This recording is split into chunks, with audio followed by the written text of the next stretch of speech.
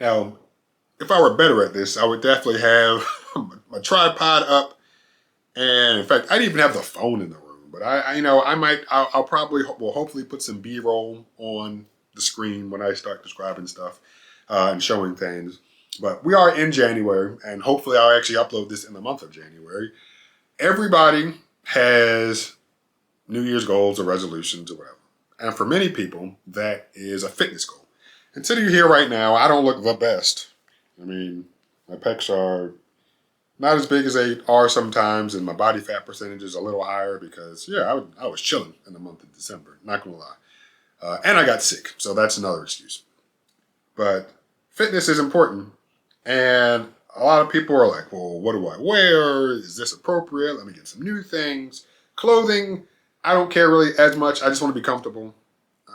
I used to be very specific about the type of shirts that I wore. I would only wear the Under Armour Tech Tee or whatever it was called. I mean, it was, I think, 95% polyester, like 4%, and maybe like, and it might have just been like, and 5% spandex or something, like it was nice.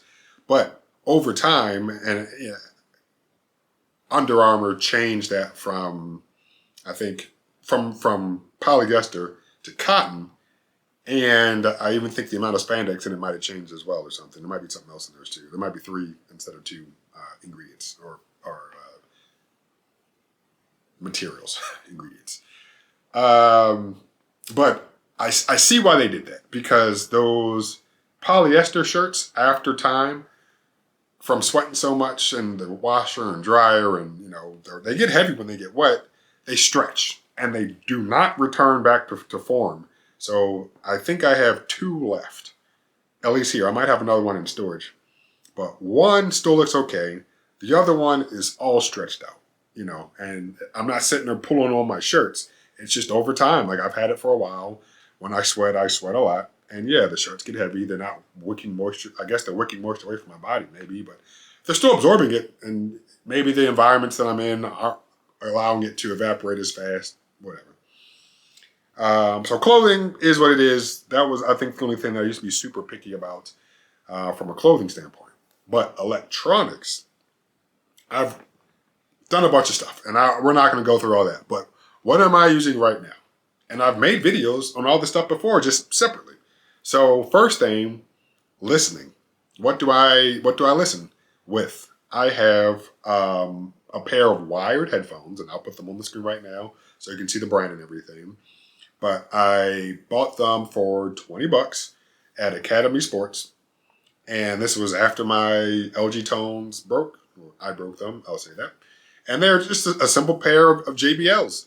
They sound good. They're meant for running, so they stay in your ears. You can either put them in the normal way, or you can loop them around the top of your ears and have them kind of hook into your ears and stay secure that way. The cord is good enough, the cord is long enough, and that's fine. And of course, you might be asking yourself, like, well, do you plug it directly into your phone?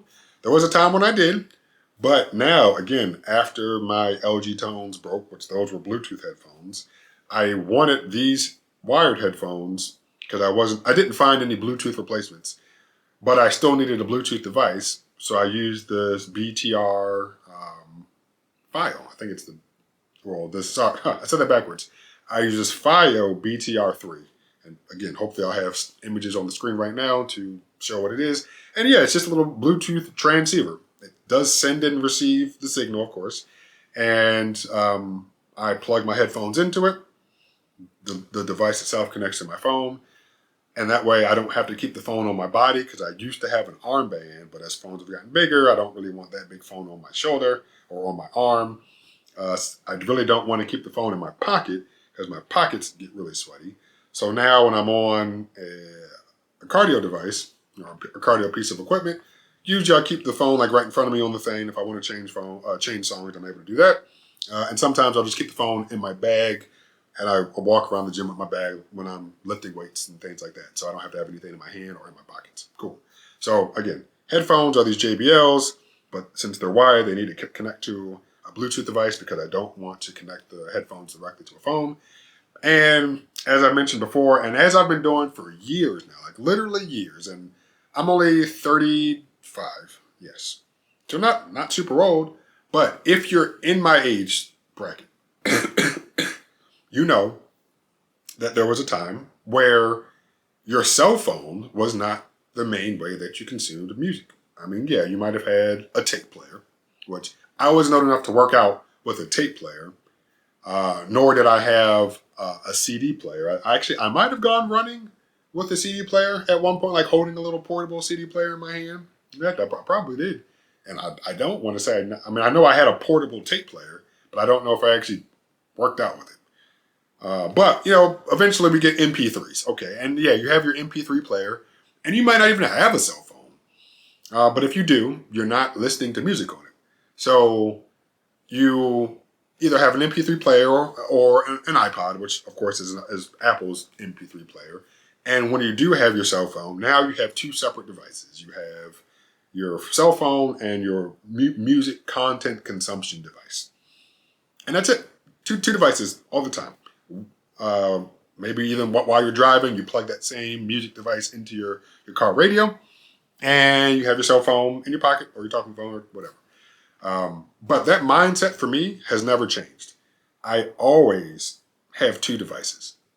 I'll have my cell phone, whether it's an iPhone or not, whether it's an iPhone or an Android device, and then I'll have my music device. Again, whether it's an Android device or an iPhone, it is what it is. And I do that for one, because it's just a habit.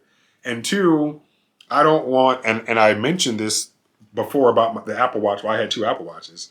I don't want my main device, my main phone that I'm on the phone with it all the day or on the phone. It's in my pocket all the time. Like, I don't want that thing getting super sweaty. I also don't want to risk breaking it while I'm in the gym. I don't want to drop it. I don't want to drop something on it. So I continue using just an older device to work out with. And right now, I'm using a Pixel 4. I was using a Pixel 2 for a little while. I gave that away to somebody else who is now using an iPhone instead, which I gave them the iPhone also. So I created an iPhone user unintentionally, but it happens.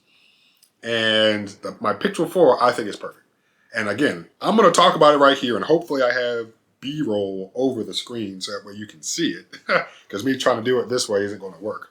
But with the Pixel 4, yes, the Face Unlock is great. I wish the Pixels still had Face Unlock, but there was that Project Soli where you could interact with the phone without touching it. And the main gestures that I use are swiping left and right. Okay, like what do you mean swiping left and right? And again, hopefully there's B-roll on the screen right now so you can see what I'm talking about. But I'm going to describe it, and hopefully the video aligns with it. But imagine you double tap your screen to illuminate it, and on the top of the screen you can see like a little white bar, and that white bar lets you know that it's awaiting non-tactile input. So the radar that is now in the phone, the Pixel 4, allows you to swipe your hand left or right, and when you're listening to music, it will change the song for you. So yeah, you're on the elliptical, and those buttons aren't the biggest. Like, I know there's car mode when you are driving, and the buttons in Spotify at least, and maybe other apps, are bigger. They need workout mode, so that way the buttons are bigger. So that way I'm not trying to, like, I'm sweating, I'm running, doing whatever. Or even if you're running or on the Stairmaster, like your body's moving. And yeah, I know it's not the hardest thing to line up, but the touch points are pretty small.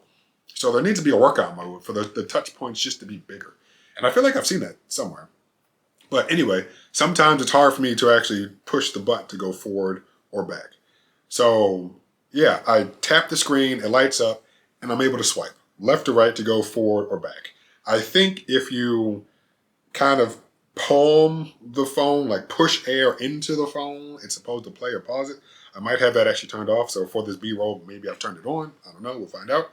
But I think that's a perfect way to interact with the phone while you're working out.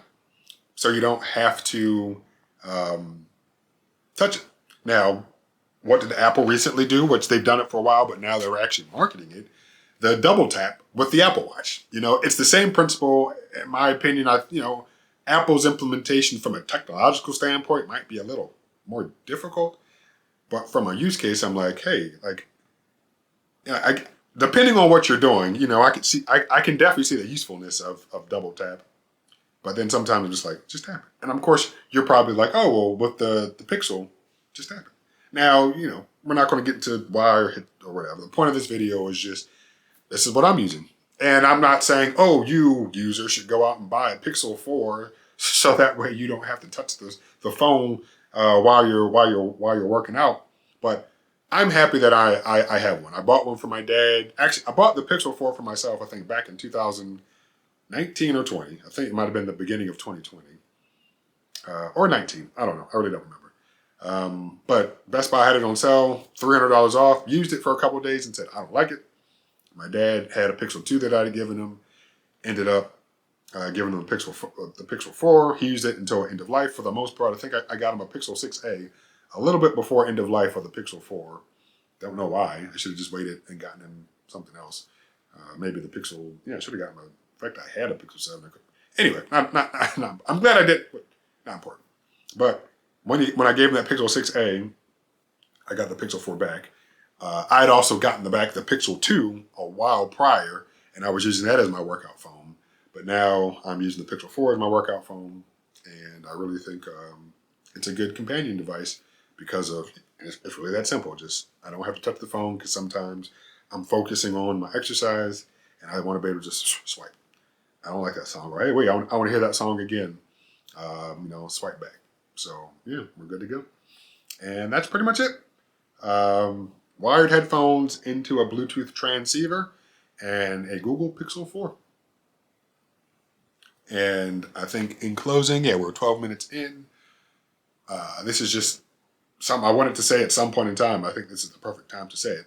I've made my feelings about truly wireless headphones.